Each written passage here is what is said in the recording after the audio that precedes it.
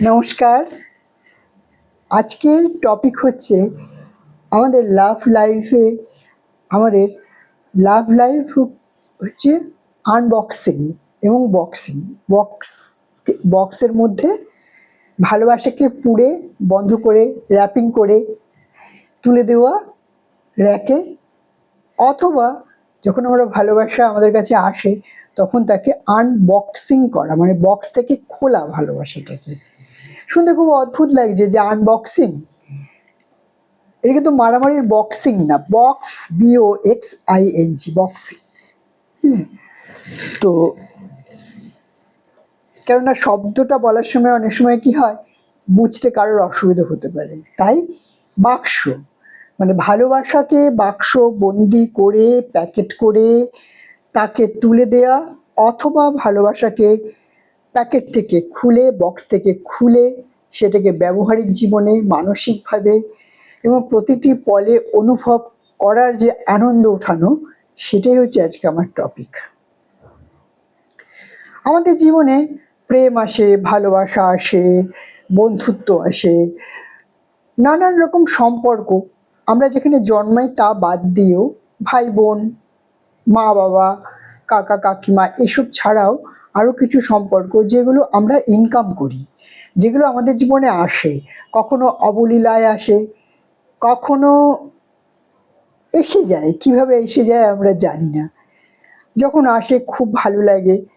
এবং কিছু কিছু সম্পর্ক লাইফ লং সারা জীবন চলে, যোগাযোগ আদান প্রদান, ভালো লাগা মন্দ লাগার সব কিছু দুজনের সাথে শেয়ারিং চলে। কিছু কিছু ভালোবাসা কি হয়, আমাদের প্যাকেট করে তুলে রেখে দিতে হয়।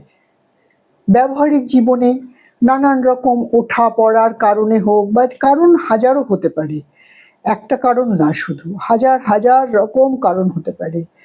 স্যাডনেস, তিতিবিরক্তি, আর কোনো বিষয় মতের অমিল হওয়াতে সেই ভালোবাসাগুলো আস্তে আস্তে একটা তিক্ততার রূপ নিতে শুরু করে। আমরা ভাবি যে আমরা আর তাকে ভালোবাসি না।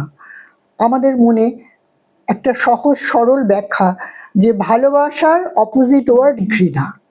না, ভালোবাসার অপোজিট ওয়ার্ড শুধু ঘৃণা নয়, আমরা অনেক সময় ব্যাখ্যা করে উঠতে পারি না। আমরা যদি কাউকে জীবনে একবার ভালোবাসি, সেই ভালোবাসা থেকে তাকে ঘৃণা করা, আমি বলবো নেক্সট টু ইম্পসিবল।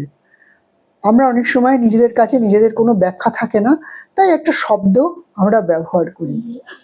যখন এরকম জীবনে এরকম ঘটনা ঘটে যে যাকে আমাদের জীবনে ঈশ্বরের মতো করে এসেছিল এবং আমরা তাকে খুব ভালোবেসেছি, এবং কোনো কারণে বিভিন্ন রকম মতের অমিল হওয়াতে তার সাথে বিচ্ছিন্ন হয়ে যাওয়া, অথবা মানসিকভাবে বিচ্ছিন্ন হয়ে যাওয়া বা যোগাযোগ বন্ধ হয়ে যাওয়া, আমরা কিন্তু সেই ভালোবাসাগুলোকে ঘৃণায় আমাদের পরিণত হয়েছে বলে মনে যদি করি, তাহলে আমাদের এটা ভুল ধারণা।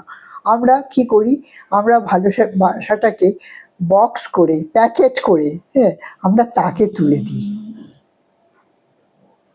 আমরা সবাই তাই করি, কিন্তু মনে মনে খুব ভাবি যে না, আমাকে ভালোবাসতো, এখন আমার সাথে এই হয়েছে ওই হয়েছে সেই হয়েছে, আমি আর ভালোবাসি না, আমি হেট করি, আমি ঘৃণা করি।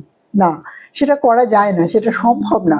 কাউকে ভালোবাসলে তাকে ঘৃণা করা যায় না, সম্ভব না। তার কোনো দুঃখে আপনি দুঃখী হবেন না, তার ভালো থাকলে আপনি সুখী হবেন না, এটা হতেই পারে না, এটা হওয়ার কোনো জায়গাই নেই। মনুষ্য চরিত্রের বাইরে ওগুলো।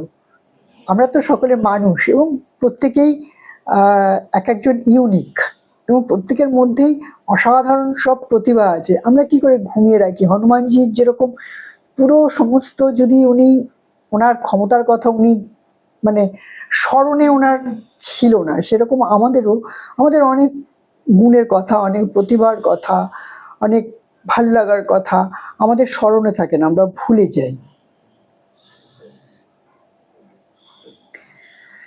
ভালোবাসার মানুষের সাথে যদি কখনো কোনো অমিল হয়, অপছন্দের কোনো বিষয় আসে এবং সেটা যদি এক্সট্রিম পর্যায়ে যায়, আমি বলবো ভালোবাসাটাকে বক্স করুন, প্যাকেট করুন সুন্দর করে, তাকে তুলে রাখুন।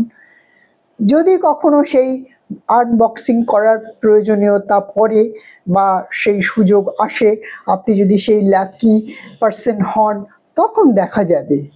হ্যাঁ, ঘাটাঘাটি করে সেটাকে আরও খারাপ করার তো কোনো দরকার নেই।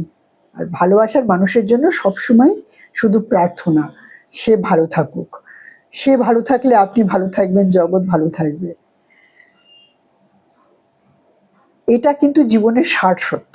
আমরা যদি মনে হিংসা পোষণ করি এবং সর্বক্ষণ বিষ উদ্গীরণ করি, তার ফলাফল আমাদেরই ভোগ করতে হবে, কেউ ভোগ করবে না।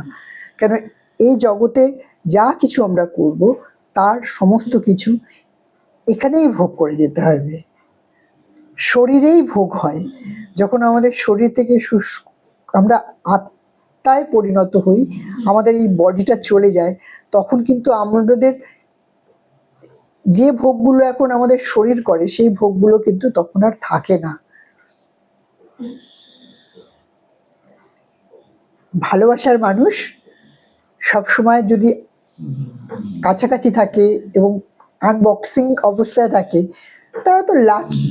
আর যাদের বাক্সে পুড়ে পুড়ে দিয়েছে ভালোবাসা, তাকে তুলে রেখেছে, তারাও লাকি। সবাই লাকি, আমি লাকি, আপনি lucky, each and everybody lucky. মান্নাদের একটা গান আছে, দেখবেন, শুনেছেন নিশ্চয়ই অনেকে, বাংলা গান, মানে একটা মুহূর্তের জন্য যদি হয় আমি ভালোবাসায় বাঁচতে চাই, প্রেমহীন হাজার বছর আমি বাঁচতে চাই না। তো প্রত্যেকটা মানুষেরই যে একটা মুহূর্ত যদি আমরা ভালোবাসায় বেঁচে যাই, যদি কেউ না ভালোবাসুক, আমি আমাকেও যদি নিজে খুব ভালোবাসি, তাহলে ওই এক মুহূর্তটা কি বলতো হাজার মুহূর্তের মতো বেঁচে থাকার রসদ জুগিয়ে যাবে। সেলফ লাভ জার্নিতে এটাও একটা পয়েন্ট। ভালো থাকবেন, পরম পিতার কৃপায় প্রত্যেকটি বন্ধু তাদের পরিবারকে নিয়ে সুখে শান্তিতে থাকুক, এই প্রার্থনা করি আমি ঈশ্বরের কাছে। আর সকলে খুব মানসিক এবং শারীরিকভাবে সুস্থ থাকুন।